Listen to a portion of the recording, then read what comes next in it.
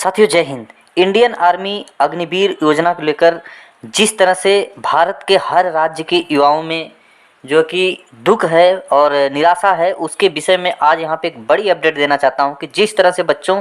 आप लोग पेशेंस रख के अपना काम कर रहे हो उसको जारी रखना। आगे सारी रणनीतियाँ तैयार हो रही है, चाहे आप विपक्षी राजनीतिक दलों की तरफ से देखा जाए, धीरे धीरे एकजुटता हो रही है अग्निवीर को भी लेकर, किसान को भी लेकर। तो इस तरह से आने वाले समय में ये तो क्लियर है कि एक आंदोलन, छोटी छोटी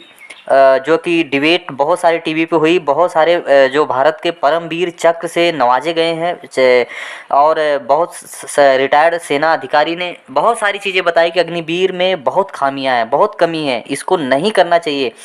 ये हमारे देश के सेना और सुरक्षा के लिए समस्या बन सकती है। लेकिन सरकार बिल्कुल किसी भी बातों को जो कि ना समझते हुए अपने जो अटल निर्णय है अग्निवीर उसको जारी रखा और कोई इसके ऊपर डिबेट नहीं, कोई चर्चा नहीं, कोई सलाह नहीं। तो ये पूरी तरह से क्लियर है कि सरकार बिल्कुल सुनना नहीं चाह रही, ये तो कन्फर्म है। और आने वाले समय में समय ऐसा भी आता है, समय का चक्र घूमेगा और अग्निवीर 2024 से पहले पहले लग जाएगा, वापस होगा, ये लग जाएगा सरकार को, क्योंकि 2024 में पीएम का फिर चुनाव है तो लग जाएगा। 2023 में एक साल पहले से ही ना, जैसे जैसे सरगर्मियाँ तेज होगी, इकट्ठा एकजुटता, और जैसे जैसे विपक्ष इस मुद्दे को लेकर अगर हावी हुआ, विपक्ष इस मुद्दे को लेकर चलता रहा कि अग्निवीर को हम वापस करेंगे अगर मौजूदा सरकार में हम आते हैं, तो जो आने वाले समय में जो सरकार 2024 में हम आते हैं तो बहुत बड़ा मुद्दा बनने जा रहा है। और इसका जो संकेत है, शुरुआत होने लगी है अग्निवीर को लेकर। विपक्ष के हर नेता, चाहे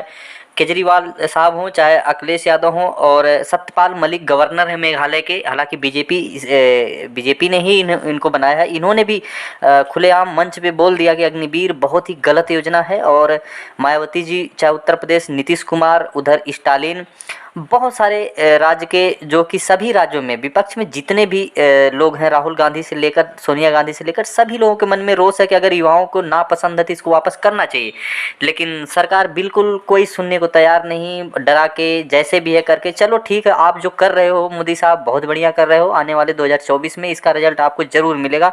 क्योंकि समय का चक्र हमेशा बराबर नहीं होता। और सभी युवा, कम से कम इतना तो मैं बता दूं कि सेना में भर्ती देखने के लिए अगर 93,000 एक ARO से 13-14 जिला जिसमें होता है, एक ARO से 93,000 अगर युवा फॉर्म भर रहे हैं तो 93,000 दुखी होकर भर रहे हैं कि क्या मजबूरी में भर रहे हैं, ये आपको नहीं पता है मोदी साहब। लेकिन आप जो है न तो